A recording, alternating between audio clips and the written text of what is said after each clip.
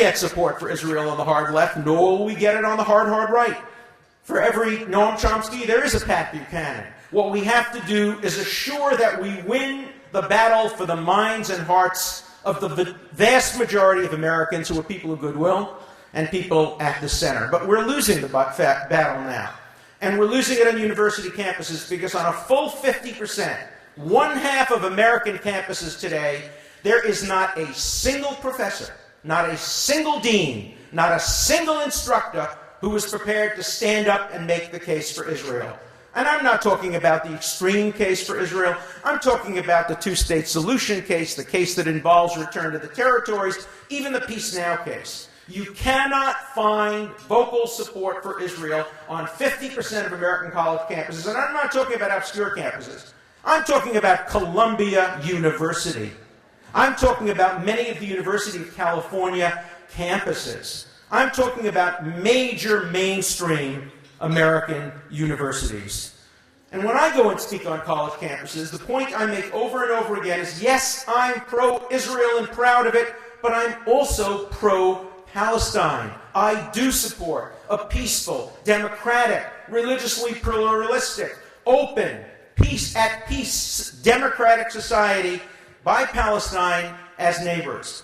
And our enemies don't support a two-state solution. I did an interesting experiment. I was talking to the Chancellor of Irvine before my talk there last week, and I said to him, there's no symmetry here.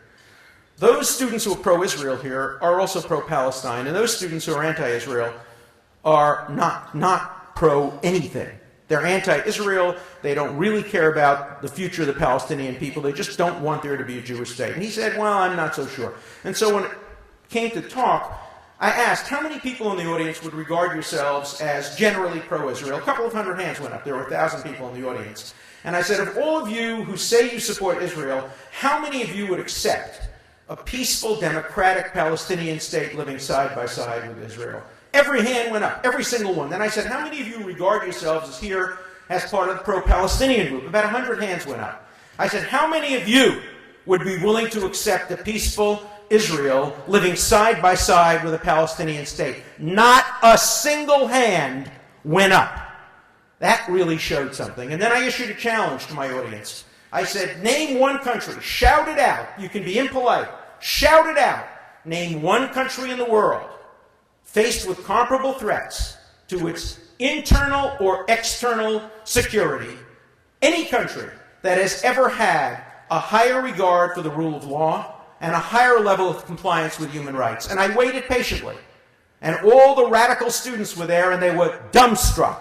They knew they couldn't name a country. They knew if they said France, one could point to what happened in Algeria. If they said England, one could point to what happened in Kenya, Northern Ireland. If they said Russia, there's Chechnya. If they said China, there's Tibet. That there is no country in modern times faced with comparable threats that has ever had a higher compliance with the rule of law and of human rights. That doesn't mean Israel's perfect.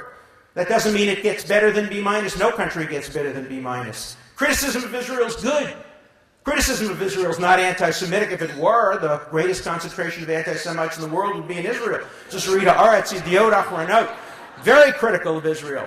The point is, criticism must be comparative, contextual, constructive, and it must be nuanced. And that's what's lacking in the debate today. And so, I urge you to continue your work on behalf of this just cause. The Torah says, tzedek, tzedek, tirdof, justice must you pursue. And commentators ask why the word justice is mentioned twice. And one of the great commentaries says, because justice must have both a just end and just means of achieving that end. Israel is a just cause.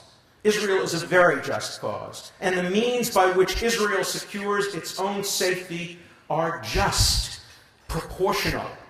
Israel operates by the rule of law. And what people don't know on college campuses, and what Stand With Us helps the students know, is the great good deeds and mitzvot that Israel does on a daily basis. That Israel, per capita, exports more medical life-saving technology than any country in the world. In other words, Israel saves more lives. That Israel's scientists have contributed to the greening of the world environmentally. I remember being at a college campus, Ohio State. Students were holding up signs, Gays for Palestine. I turned to them and said, you know what happens to Gays for Palestine in Palestine? They seek asylum in Israel. Feminists for Palestine, you know what happens to them. You can count the lashes on their backs.